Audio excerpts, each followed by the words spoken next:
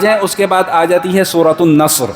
یہ بھی ماشاءاللہ صورت آپ سب کو یاد ہے. اذا جاء نصر اللہ والفتح ورأیت الناس يدخلون فی دین اللہ افواجا فسبح بحمد ربک واستغفر انہ کان توابا. مختصر سے اس کے بھی مضامین سمجھ لیں. میں اصل میں چاہ رہا ہوں کہ آئندہ جمعے آخری 3 صورتوں کو ہم رکھیں اور انشاءاللہ اس سلسلے کو ہم مکمل کریں، اس لیے میں جلدی جلدی چل رہا ہوں. اس صورت کے مضامین سمجھ لیں بھائی.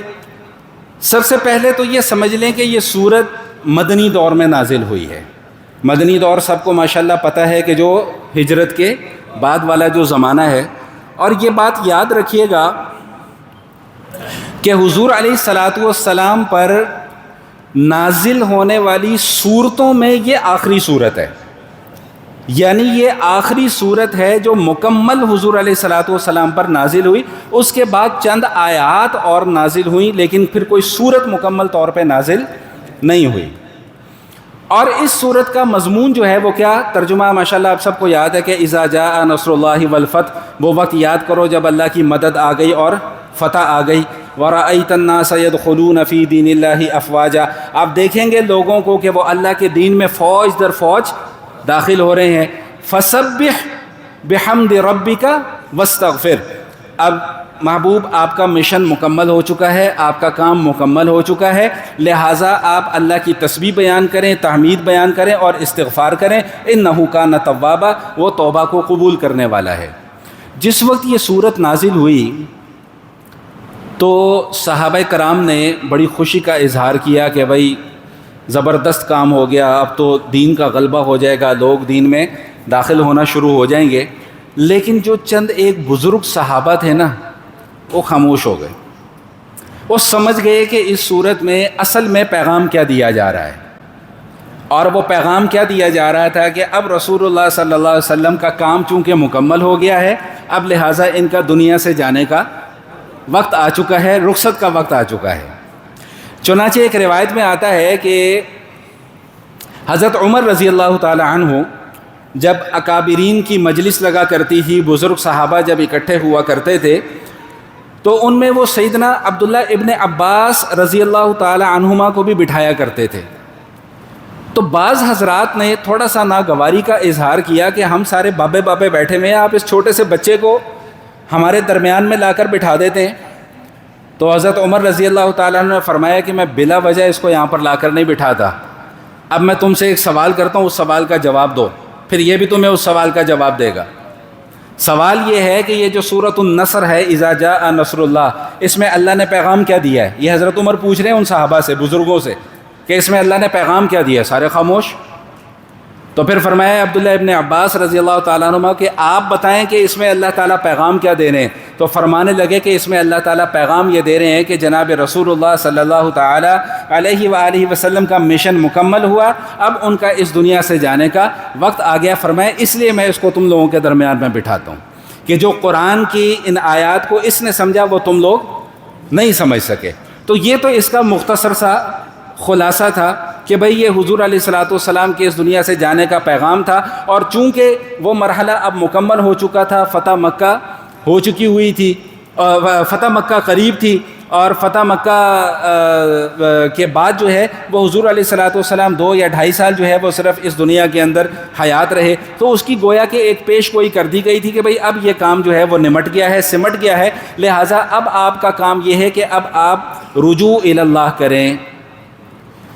دیکھیں پہلے حضور کی ذمہ داریاں کتنی تھیں. حضور علیہ الصلاۃ والسلام نے دعوت اور تبلیغ کا کام بھی کرنا، حضور علیہ الصلاۃ والسلام نے بادشاہوں سے بھی ملنا، حضور علیہ الصلاۃ والسلام نے وفود سے بھی ملاقات کرنی، حضور علیہ الصلاۃ والسلام نے اپنی تمام رعایا کی خبر گیری بھی رکھنی. تو تسبیح اور دوسرے معاملات میں شاید اتنا وقت نہ مل پاتا. اب جب کہا جا رہا ہے کہ بھئی اب آپ سارے کاموں سے فارغ ہو گئے ہیں، اب آپ اس کام کی طرف مشغول ہو جائیں، اس میں میرے اور آپ کے لیے کیا درس ہے، میرے اور آپ کے لیے کیا سبق ہے، وہ میں صرف عرض کر دوں. دیکھیں بات یہ ہے، اگر اس آیت کو ہم اپنی آج کی زندگی پر امپلیمنٹ کرنا چاہیں تو میں اس کا مطلب آپ کے سامنے یہ بیان کروں گا کہ بھئی جب اپنے دنیا کے تمام مشاغل سے فارغ ہو جاؤ، فراغت ہو جائے، تو پھر فسبح بحمد ربک واستغفر، بھائی کچھ وقت اللہ کی تسبیح کے لیے، اللہ کی تحمید کے لیے اور استغفار کے لیے نکالا کرو۔ صحابہ کرام جو روایات بیان کرتے ہیں حضور علیہ الصلوۃ والسلام کے متعلق، فرمایا کہ حضور علیہ الصلوۃ والسلام تو پہلے بھی بہت زیادہ تسبیح کیا کرتے تھے، لیکن جب یہ آیات نازل ہو گئیں تو حضور علیہ الصلوۃ والسلام نے اپنی تسبیحات میں پہلے سے بھی زیادہ اضافہ کر دیا۔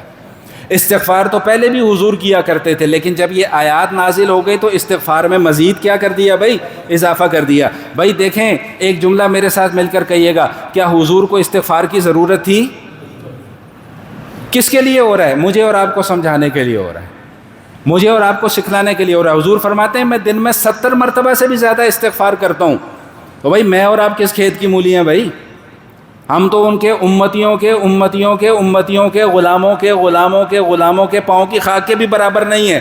ہم کہاں سے اتنے بڑے فن خواہ بن گئے ہوں گے کہ جی ہمیں استغفار کی ضرورت نہیں ہے، ہم بڑے حاجی ثناء اللہ ہیں جی، ہم بڑے نیک اور بڑے پارسا ہیں۔ یہ دعویٰ کرنا اللہ کو پسند ہی نہیں ہے۔ فلا تزکوا انفسکم هو اعلم بمن اتقى، بھائی اپنے آپ کو زیادہ پاک صاف بنا کر لوگوں کے سامنے مت پیش کیا کرو۔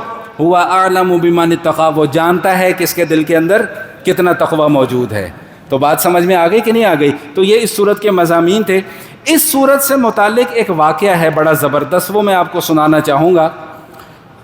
ایک بہت بڑی شخصیت گزرے ہیں، ڈاکٹر حمید اللہ صاحب، آپ میں سے اکثر اہل علم نے ان کا نام سنا بھی ہوگا۔ ان کی ایک کتاب ہے، وہ بہاولپور یونیورسٹی میں انہوں نے کوئی 8 یا 9 لیکچر دیے تھے، خطبات بہاولپور کے نام سے، پڑھنے کے قابل کتاب ہے، کبھی وقت ملے تو پڑھیے گا ضرور۔ تو یہ ڈاکٹر حمید اللہ صاحب کے ساتھ ایک واقعہ پیش آیا اسی صورت کے پس منظر میں، وہ میں سنانا چاہوں گا، بڑا دلچسپ واقعہ ہے۔ یہ ڈاکٹر حمید اللہ صاحب فرانس میں تھے، تو فرانس کا ایک میوزیشین بہت بڑا، وہ یہ موسیقی کی دھنیں ترتیب دیا کرتا تھا اور اپنے کام کا بڑا ماہر تھا۔ تو وہ ڈاکٹر حمید اللہ صاحب کے پاس آیا اور ڈاکٹر حمید اللہ صاحب کے پاس آ کر کہنے لگا کہ جی میں اسلام قبول کرنا چاہتا ہوں، اور اپنے جو اسلام قبول کرنے کی اس کی وجہ جو اس نے بتائی، وہ ڈاکٹر حمید اللہ صاحب کے بقول کہ مجھے بھی سمجھ میں نہیں آئی کہ کیا وجہ اس نے وجہ جو بتلائی وہ سنیے گا ذرا، بڑا قابل توجہ بات ہے یہ۔ وہ کہتے ہیں کہ میں مصر میں تھا، تو مصر میں کہیں ایک تلاوت کی محفل ہو رہی تھی، کلام پاک کی تلاوت کی۔ اب مصر کے جو قراء ہیں وہ تو قرآن پاک پڑھنے میں ویسے ہی بڑے مشہور ہیں، بڑا اعلیٰ درجے کا قرآن پڑھتے ہیں۔ اس کے کانوں میں کہیں قرآن کریم کی تلاوت کی آواز پڑ گئی، اور اس نے لوگوں سے پوچھا کہ یار یہ کون سا گانا گا رہا ہے موسیقار تھا نا، اور اسے کہا یہ کون سا گانا گا رہا ہے، اتنی زبردست دھنیں، میں نے تو آج تک اس طرح کی دھنیں نہ کبھی سنی ہے نہ کبھی بنائی ہیں۔ تو لوگوں نے کہا بے وقوف، یہ گانا تھوڑی گا رہا ہے، یہ تو تلاوت کر رہا ہے۔ انہوں نے کہا تلاوت کیا ہوتی ہے؟ اس نے کہا یہ اللہ پاک کی کتاب ہے قرآن، اور یہ قرآن کو پڑھ رہا ہے۔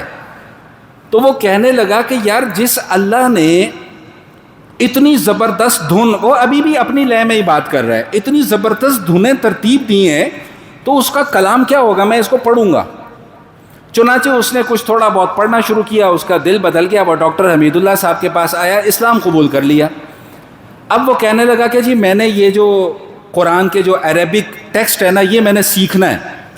تو انہوں نے وہاں پہ ایک مقامی قاری صاحب کی ذمہ داری لگا دی کہ بھائی آپ اس کو قرآن پڑھنا سکھائیں۔ چند مہینے گزرے کہ وہ قاری صاحب اور وہ موسیقار جو اب مسلمان ہو چکا ہے، وہ دونوں آئے، اور قاری صاحب بڑے پریشان۔ قاری صاحب ڈاکٹر حمید اللہ صاحب کو کہنے لگے کہ حضور اس نے ایک ایسا سوال مجھ سے کر دیا ہے کہ میں اس کا جواب دینے سے قاصر ہوں۔ سوال کیا ہے؟ اسے کہا جی اب سنیں بھائی بات، اب کام کی آ رہی ہے بات۔ اسے کہا سوال یہ ہے کہ میں نے پورا قرآن پڑھا ہے، پورے قرآن کی دھنیں جو ہیں نا، وہ ابھی بھی دھنوں کی بات کر رہا ہے، وہ ایک ترتیب میں جا رہی ہیں، لیکن ایک جگہ پر جا کر نا مجھے لگتا ہے کہ قرآن میں کچھ کمی رہ گئی ہے۔ میں نے کہا جی وہ کون سی کمی؟ اب سنیں ذرا۔ اس نے کہا جی وہ کمی یہ ہے، اذا جاء نصر اللہ والفتح وَرَأَيْتَ النَّاسَ يَدْخُلُونَ فِي دِينِ اللَّهِ أَفْوَاجًا فَسَبِّحْ بِحَمْدِ رَبِّكَ وَاسْتَغْفِرْ إِنَّهُ كَانَ تَوَّابًا۔ اس نے کہا جی یہاں پہ افواجا جو ہے نا، یہاں پہ رکنا مجھے سمجھ میں نہیں آتا۔ یہ دھن خراب ہو رہی ہے یہاں پر آ کر.